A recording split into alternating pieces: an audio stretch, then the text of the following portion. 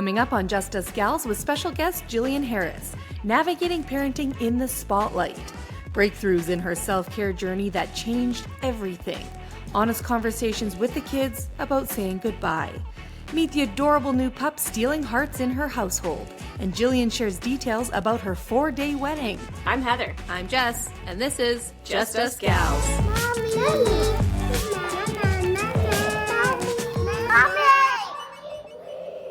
Jillian Harris, thank you so much for being part of the Gals today. Welcome to the show. We are just elated to have you here. Thank you so much for joining us. Thanks for having me. I love podcasts. They're my favorite. Everybody always says I should start my own, but I just like to be the guest on other podcasts. Well, we are happy that you're our guest, let me tell you. No money in that, but that's okay. Not any money in it. You know what? Yeah, we haven't seen a dime yet, but maybe one day. It's going to happen. This is going to be the podcast. This is going to be the podcast. Let's do it. Okay? Yeah, so you're launching us to stardom here. Come on, let's go. Okay. Love it. I love the manifesting. I love the manifesting. Yeah, and we really appreciate you coming here after your busy few days in Calgary at the Stampede. Yes, we had so much fun. Oh my gosh. Yeah, did you guys do any rodeo or any Oh of those? yeah, we did the rodeo, we did the chucks. Actually, some good friends of ours, Bree and Chance Vegan, they won the chuck wagons last night. Oh, exciting. They're the champions. And we got to have a barn tour from them, and they're actually just like such great people. We got to meet all the horses and give them treats and snuggle them and all that kind of stuff, right? So I think that I was lucky charm. Anyhow, exactly. Yeah, we did the rodeo, we did the rides, we did the games, we did cowboys, we did wild horse. We went to a new place in Calgary called Gatsby's, and it's like fine. I saw your stories. That looked fantastic. It's like the best culinary experience I've ever experienced. Ooh. And I got treated to an ounce of scotch that was $375 for an ounce. No way. Wow. Did it taste like $375 worth?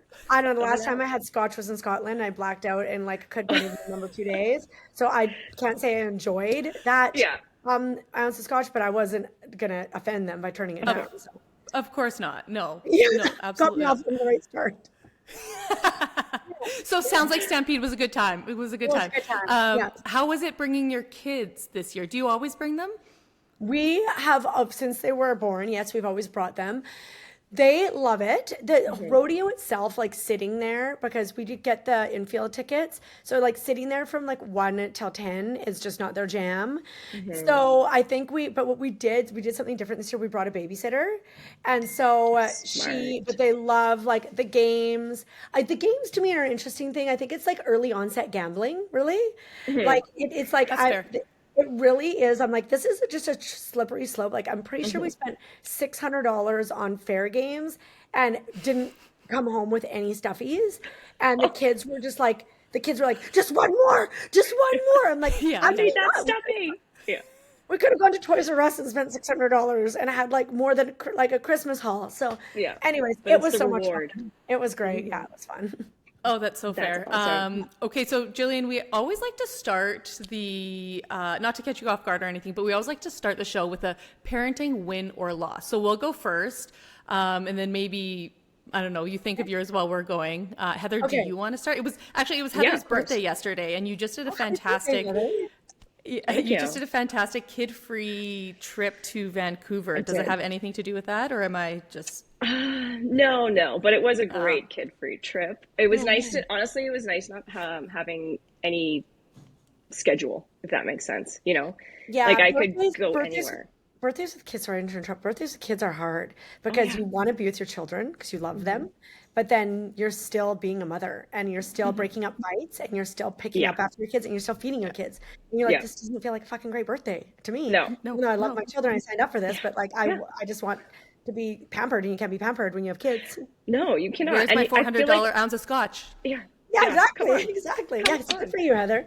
I feel like I had to I did end up seeing them at the end of the day yesterday because that's when we got back from Vancouver, and I feel like I had to force them to wish me a happy birthday. Yeah, I was like, okay, come on, it's my day. But my win is that my oldest daughter, Penny, at 6, learned how to ride her bike without training wheels. Congratulations. And the biggest thing for me that's a win is that that has helped her confidence in herself and what she can do so much, which I love.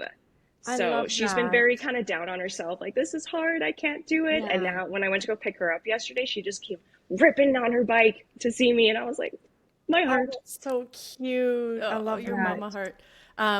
You know what? Mine, I could counter that with a loss and saying that I put Parker, my almost 4-year-old, in pedal heads, and she didn't want to go. She didn't want to. She refused to learn 2 wheels. And she's still little. You know what? She had no motivation to learn 2 wheels. The whole camp was a bust. Yeah. And I'm just like, I'm here, take my money, because that's all it was. It's not cheap. You know what? It's not cheap, but you know what? On the other hand, is I got 5 uninterrupted mornings with my almost 6-year-old, and we just played at the park. It was a gorgeous week, and so it was a loss, but there was a win too. I got to connect with Emmy. So anyways, how are you doing this week, Jillian? Do you have a win? Do you have a loss?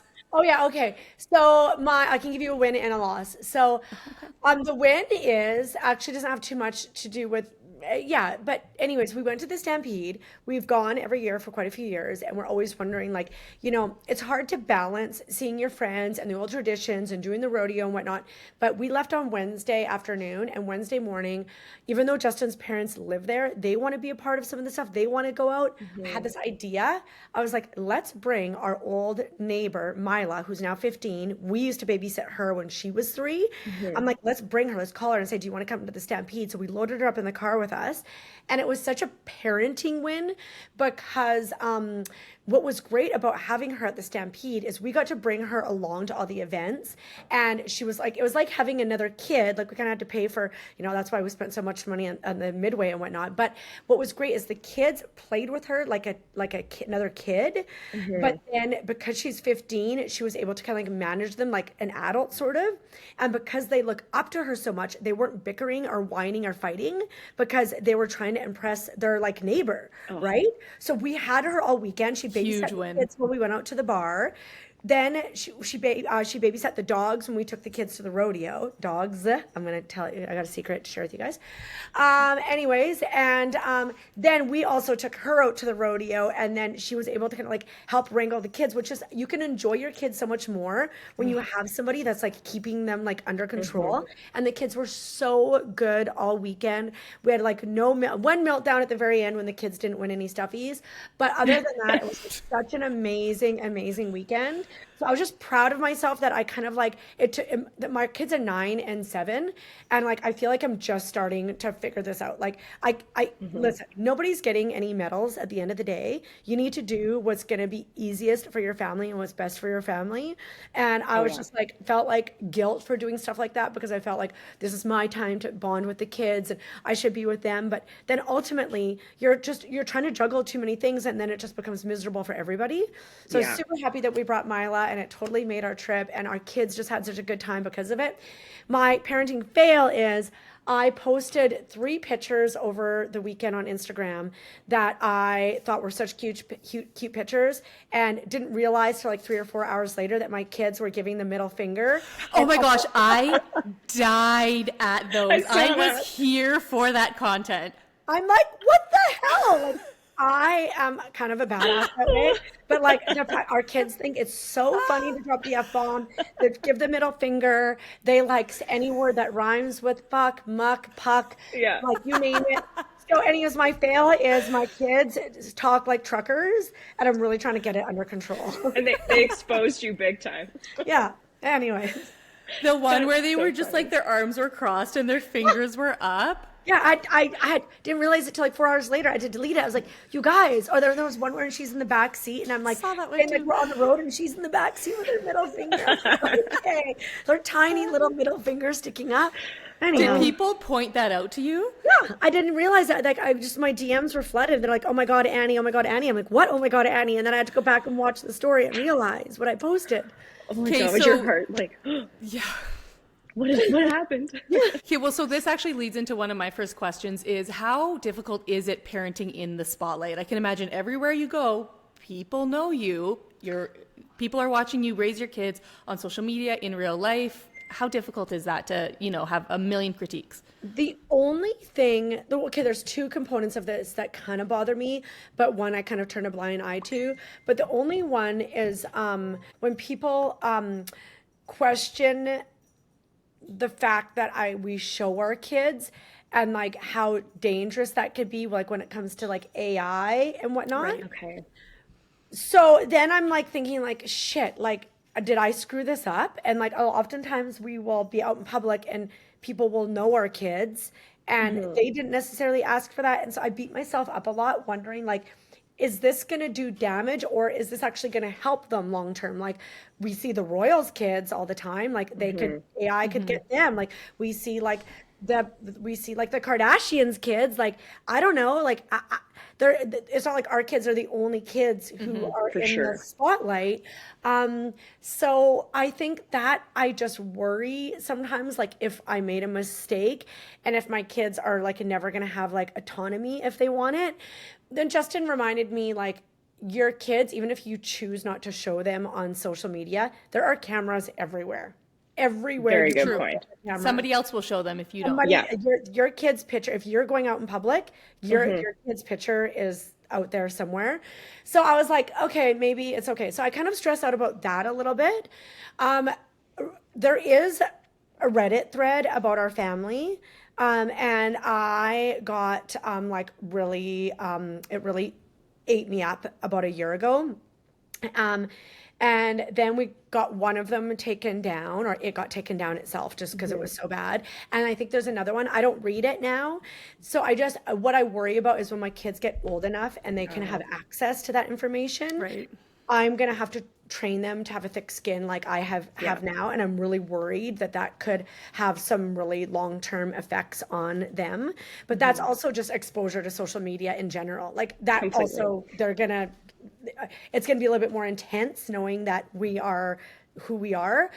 But for the most part, I think it's okay. I mean, I don't know. I think there's pros and cons to it. And I try not to let people's opinions of us affect us too much. I know that I'm not a perfect parent. And so it's usually not a surprise if somebody wants to like beat me up about like something I've done wrong, or like if my kids are showing the middle finger and they don't like that or whatever. Like, good for you. Who cares? Let them. Yeah. Let it roll off your back. Yeah. Yeah, totally. That's all you can do, right? Yeah. Exactly. Yeah, for totally. Sure. So, okay, I wanted to ask you, you recently did an Instagram post about putting your health and wellness first in your life recently. Yes. And as for me now, for instance, as my kids are getting older, I'm starting to realize I can do that for myself now too. And it is something that's really important. It was something that was so easy for me to be like, oh, I don't have time. I can't do this. But on the flip side, I feel a little bit of guilt of putting myself first and doing that when I'm like, well, instead of going to the gym, should I be hanging out with my kids? Should I do this? Should I do that? So what I want to know, because I think this might help flip some perspective on that, is how is that your physical and your mental health lifestyle shift help change how you show up as a parent? Well, for me, it got pretty bad, and I realized that if I don't take care of myself, I'm actually not going to be able to take care of my kids. And so I'm actually writing a memoir. I'm writing a book, and that has been like therapy for me to kind of understand what happened. But COVID, parenting, starting businesses, and not taking care of myself caused me in basically 2022, I was like falling apart, and I had no patience for my kids. I was screaming at them all the time. I was irritable. I had no patience for them. I could cry talking about it because I think of them just as like little peanuts. And I just remember this one time they were like wrestling behind the couch. And I can't even remember why. I couldn't handle it. And I remember being like, stop it! Like screaming at them, like just screaming at the top of my lungs, and them being like, oh, like, and they were just like being kids. And I just had no patience. And I started to not like the way I looked. I had so much exhaustion and anxiety that when I would pick them up from school at like 2:30 in the afternoon, I would almost feel like unfit to drive because I was so tired. I felt like I had like narcolepsy. I could see like I was just like puffy. I had like no color in my skin. I had no sex drive. I could not lead my team. And I was just like, this is not gonna go, this is not gonna end well. This is Yeah. not like the Jillian Harris that everybody loves and adores is gonna end up, I'm sorry to say this, but like my mom was unfortunately hospitalized many times. She was suicidal. She has bipolar. I cannot let that happen. Yeah. And so it did not happen overnight. It was a very, I blogged about it. So people can go to the blog if they want to read about this, and I'll continue to share more. But it happened very slowly and surely. I went to a retreat, and that really helped me. Actually, really recommend. I thought these retreats were really like hokey pokey, but it really helped me like step away from my everyday like responsibilities and put myself first. And then I did this detox, which I'm actually doing today. This is my fourth time doing this detox. That just the reason why I did that, somebody was shaming me for doing it earlier. They were saying like I was feeding into diet culture. But the reason why I needed to do that is I needed to reset my habits. Like I basically was only like drinking coffee, drinking wine, and eating spaghetti. And I needed to reset my habits and get myself like addicted to healthy food. So this detox really helps me reset my habits and like fall back in love with fruits and vegetables again, which I did not love. Like I did like nourishing my body, I had an aversion to that. Like I just wanted bread and wine. That's all I wanted. So I did this detox, and then I started going to hot yoga again, which for anybody who hasn't gone to hot yoga, I feel like it's combining therapy, working out, and the spa into 60 minutes. So I started doing hot yoga again. And so combining all those three like started the ball rolling. But what actually happened is I did those three things, and it still wasn't like magic, right? It wasn't overnight, and I still felt like I was really struggling. And it wasn't until I met this lady, her name is Jen Pike, and she's a functional practitioner, I guess. So a lot of people in the medical industry might turn their nose up to what she does, but she's kind of like, she's not a doctor, but she tries to do things a little differently. And she really helped unpack. She did like blood tests, stools test, hair test, did all these different tests on me, and we kind of identified that I had Hashimoto's.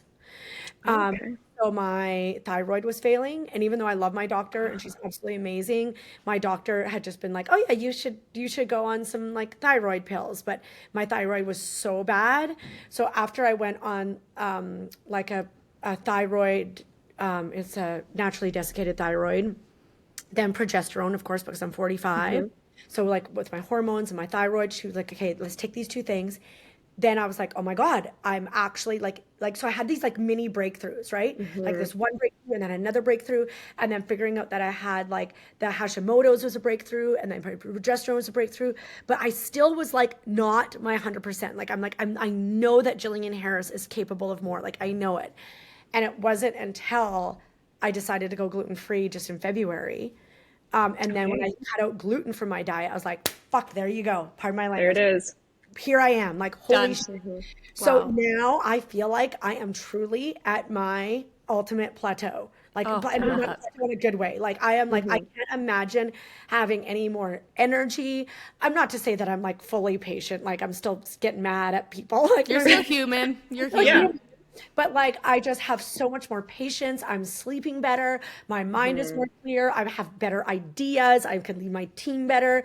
Like I've got a brand new puppy at home, which I'll tell you more about, a brand new kitten, a dog, 2 kids. We just came back from Calgary Stampede. We're packing up to go again, and I feel like I can manage it all. You can conquer the world. I can conquer the world. And so, if you're listening to this, I'm not saying that you should go through all the steps that I did, because some people can eat gluten, but for me, it was just like really, so this whole process took 2 years. Wow. And I do not feel guilty. There are a lot of times even where Justin is like, you're going to work out again, or you're going to do this again. Like, what about us? Like, no, like he doesn't say that, but like you feel it on the inside. Yeah. La, la, la, la, la, la, because I know that I am going to be the best mom and partner. And if I don't do that, then I will just go back to that person. And I don't want to be that person. And I know my family doesn't want me to be that person. So too bad, so sad, I'm going to the gym again. Yeah. Good for you No, for I think recognizing exactly what you need. Yeah. And that all came from prioritizing yourself when you recognize that, like, this is not me. And now you are showing up and being the best mom that you can be. And the best version of you. My kids are seeing how important it is to prioritize themselves. And that when they are parents, and when they are partners, that they're not going to be martyrs, and they're not going to, It's not good. Yeah, it's not good. Yeah. So anyways, Yeah, it's very easy Um, to fall into the mom who yeah, sacrifices everything for I their did. family at the Yeah. expense of themselves. Yeah. So I really like that perspective of your kids see it, and that's good. Exactly. okay. Okay, tell us Oh my about gosh. this little So, guy. yeah, tell us about this pup. Oh yeah, so okay, when Nacho started to decline last October, we thought he had cancer, and I started to panic, and we started to do research on like where his parents came from because Nacho came from Mexico, and we couldn't find his parents died, his brothers and sisters had died, and we kind of had some information about where his parents came from, but then we found out that Nacho didn't have cancer, so we didn't really look into it, and like that was that.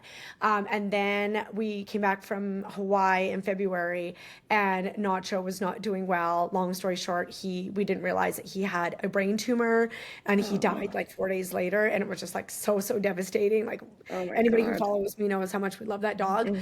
So I went into panic, and I said to Justin, where did Nacho's parents come from?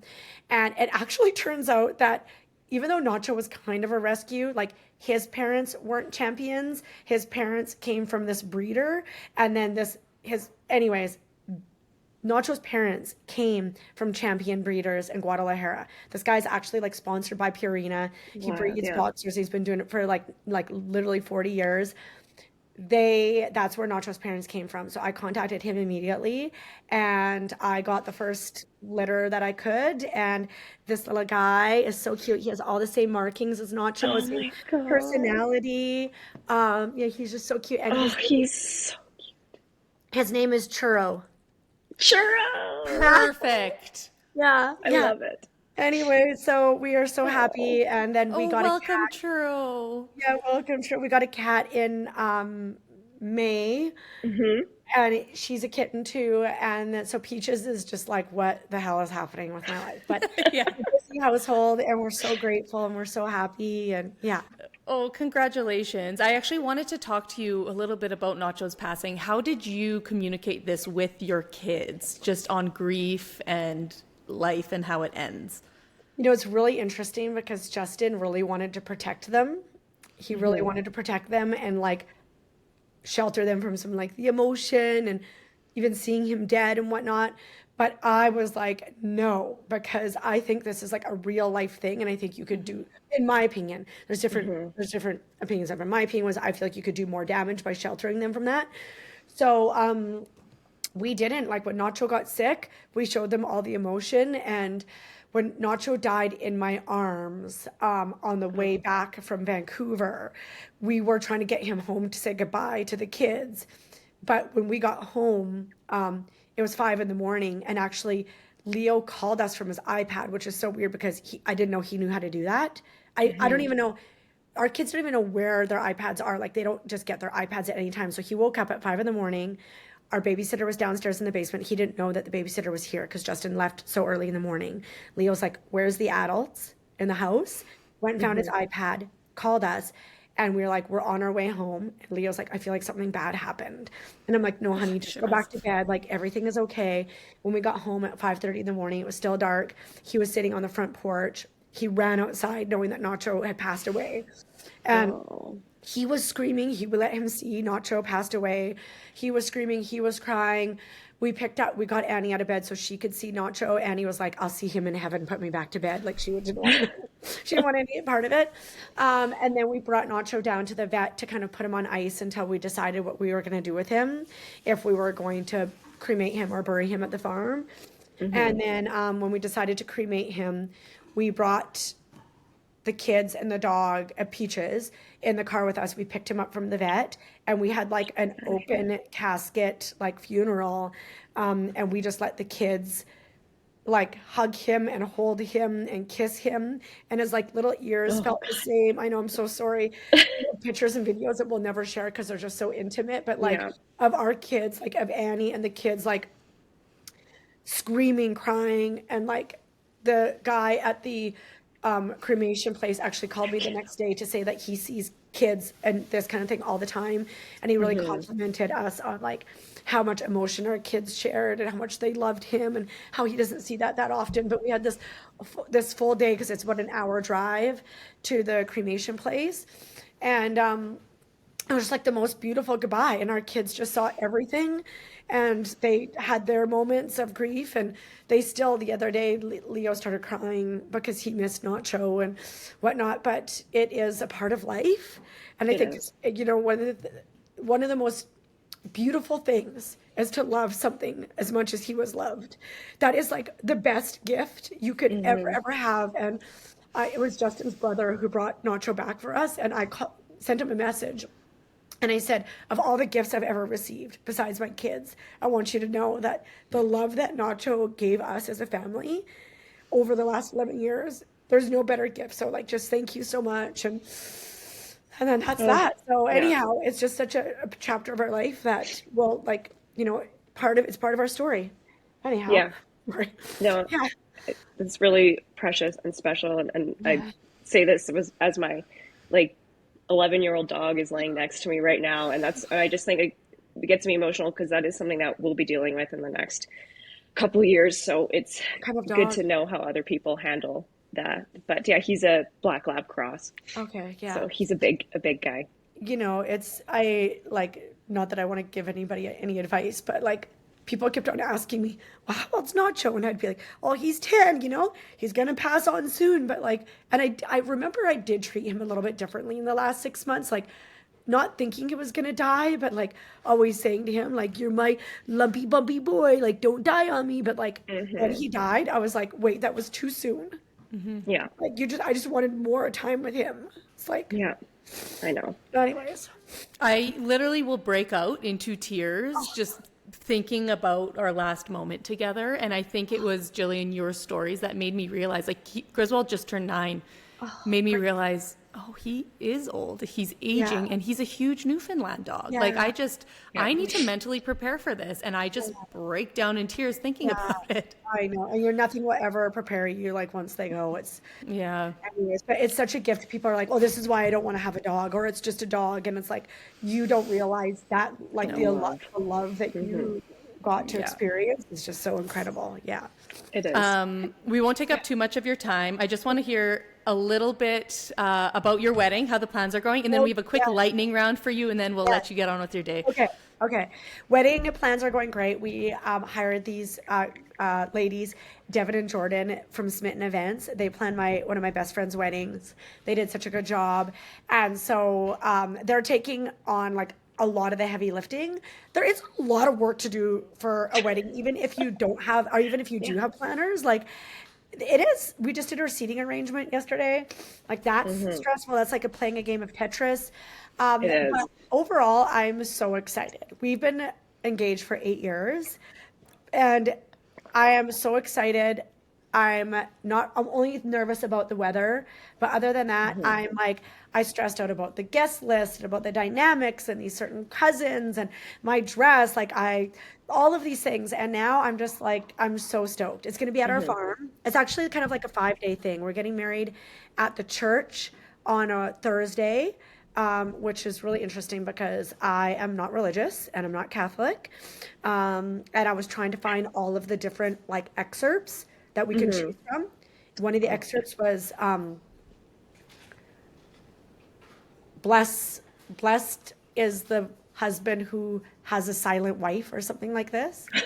And I'm like, oh my God. That's Excuse me? I was like, hey, oh my God. I'm like, okay, is there another one I could choose from? No. Justin did grow up very Catholic, and my dad is baptized, and the kids are baptized, and I know it's important to them, and so I'm going through the process to legitimately be able to get married in the Catholic Church. So we're doing that, and then we're having a big rehearsal dinner back here at the house. So that's basically a wedding day in its own. And then the Saturday, we're having another ceremony at the farm, followed by another reception. So like the busy Thursday component is about 50 to 75 people, and then the wedding component is like 200 people, and then we're having another party the next day. Why? I don't know.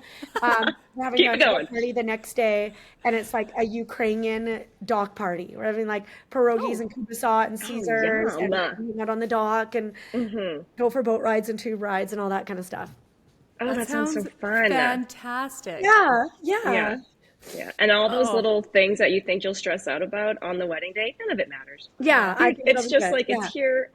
Everyone who loves me is here, and we all get Yeah. to party together. Yeah, It's I'm the so best. excited. the most epic Hmm. party of your life. Yeah. Yeah. Well, I can't wait to see the pictures on that. That's And amazing. so we're honoring like the dog. We're actually trying to teach Oh. Pearl how to walk on leash. The cat, that's the cat, by the way. So we're trying to Oh. teach Pearl how to walk on leash because we're thinking we're going to go down the aisle with all the animals. And Yeah. then we have like parts of the day that are named after them. So there's a nacho cilantro spicy margarita that is actually Oh, Cactus Club spicy margarita because I have an I in with Cactus love it. Club. So I'm Yeah. Perfect. super excited about that. And then we have a peaches Cosmo. So it's like a peach because it's peach season. And then we Oh have yeah. Pearl's oyster bar. And then This we're is amazing. doing churros for dessert. That's Yeah. so I love it. great. Yeah. Yeah. Oh, Yeah. it's amazing. So yeah, I'm so excited. That's Hmm. incredible. Okay, and your kids must be so excited too. They are so excited. And last night when I was doing the seating arrangements, Leo's like, there's going to be 8 tables at the wedding. I'm like, no, there's going to be 18 tables at the wedding. He's like, how many people are coming to this party? Like, I just don't Yeah. think the kids have any clue. Yes. Yeah. Oh, that's Um, so funny. okay, Jillian, we'll let you go. I just want to do a quick lightning round, a parenting lightning round. Okay. Okay, here we go. Okay, so this just in light of your last road trip. Would you rather do a family road trip or a family plane trip? Plane trip. Yeah, fair. Yeah. Strict scheduling or go with the flow? Go with the flow. Clean up while they're awake or do it after bedtime? While they're awake, I fall asleep when they fall asleep. That's a tough one, yes. Yeah. One-on-one time with your kids or family time? I started doing these one-on-one trips with the kids once a year. Yeah, one-on-one time. One-on-one time. Okay. Huge meltdown or constant whining throughout the day? Oh, what would I rather? Yeah. Yeah. Yeah, it's a tough one. The problem is that if it's constant whining throughout the day, then I have the big meltdown. True. I'm actually Yeah, better me if the too. whole day is smooth and there's a big meltdown because then I can deal with it. Yeah. Yeah. Big meltdown. I agree with that one. Same Tablet page. or TV? TV, we don't really allow tablets. Fair. Even though I said we had his iPad, I don't know where he found it or how he figured it out. It but was just meant to be. It was yeah, meant to be. Yeah. they're more Switch kids, and then we allow the iPads on road trips and plane rides Yeah. to watch movies and stuff. But we like Exactly, deleted here all the too. games. We deleted. It's just too much stimulation. I Yeah. agree with that. Yeah, I agree with that. I like to see what they're watching too. Yeah, and we also don't really allow YouTube anymore. Although I think Annie might be watching Same. YouTube today, but Emmy's Yeah. obsessed with YouTube. Like, not can we like- not? the little girl YouTube's not bad. But for some reason, Leo just finds all this really weird, random Yeah. stuff. Oh, yeah, YouTube is a dark hole. Netflix Yeah. or Disney on that note? Disney, Woohoo. Disney. Great. Put them to bed late and then they sleep in, well, in theory, or early bedtime and early risers. You know what? I'm gonna find with either. Our kids are terrible sleepers. Terrible. They can't sleep on their own. Justin and I have to put them to bed to sleep. Fall asleep with them. We like play musical beds all night. And honestly, it's just such a shit show. I don't know any better. I think I prefer to put them to bed early and wake up early, but I like to wake up early and I like to have my special time in the Yeah. morning. Same. Yeah. Yeah, you So- can't win. Honestly, you can't win. You can't win. Yeah. No. Okay, picky eaters or bad sleepers? Our kids are bad sleepers and they're not picky eaters. And yeah, maybe I'd like it if they were better sleepers. I'd like to switch if I could, but I Okay, can't. okay. And then lastly, piles of laundry or piles of dishes? Laundry, I love doing laundry. Oh, Look at that. any closing remarks for parents out there, I guess, on any inspirational words? I think that every parent feels that they're fucking up their kid. And I just, it's the guilt. I mean, some days I feel like, oh, I'm doing such a good job. And other days I'm like, I ruined them. I totally ruined them. And I think that that's normal. And I feel think the that same. as long as you're worrying about that and thinking about that, you're probably a good parent. And the only thing that my parents did for me that I do for my kids is constantly tell them that they're capable of anything and that they are not supposed to be perfect. And we apologize a lot. And I just want other parents to know that like in case they're wondering, parenting is hard. Even like we have a nanny, we have a house cleaner. So like when you say dirty dishes or dirty laundry, like a lot of that we actually don't have to worry about a lot, which is amazing. Which is amazing. People might on me for this, but it's still hard. It's still hard to parent. That is what makes parenting hard, but like parenting is like it's just I didn't understand the psychology behind it would be so hard. Yeah. And then having to do that while having businesses or doing whatever it is. I think it's all relative. Parenting is hard regardless. I guess what I want to say is like if you're listening to this podcast and you're caring about how good of a job you're doing a good job. Yeah. My parents smoked in the car with me while drinking rum and cokes, and I was in the trunk. I would convince them to let me travel in the trunk, and I think I came out pretty good. Just fine, exactly. So you know what? I think Good frame of reference. Yeah, I think that it's really hard for moms, and I think a lot of moms struggle, and I think that's one thing that they could let go. That you're doing a good job. You're a good mom. I love that. But on that note, Jillian, we're just going to say thank you so much for your time, and we really appreciate you coming on here today. Thank you. Thanks for having me. It's good to meet both of you.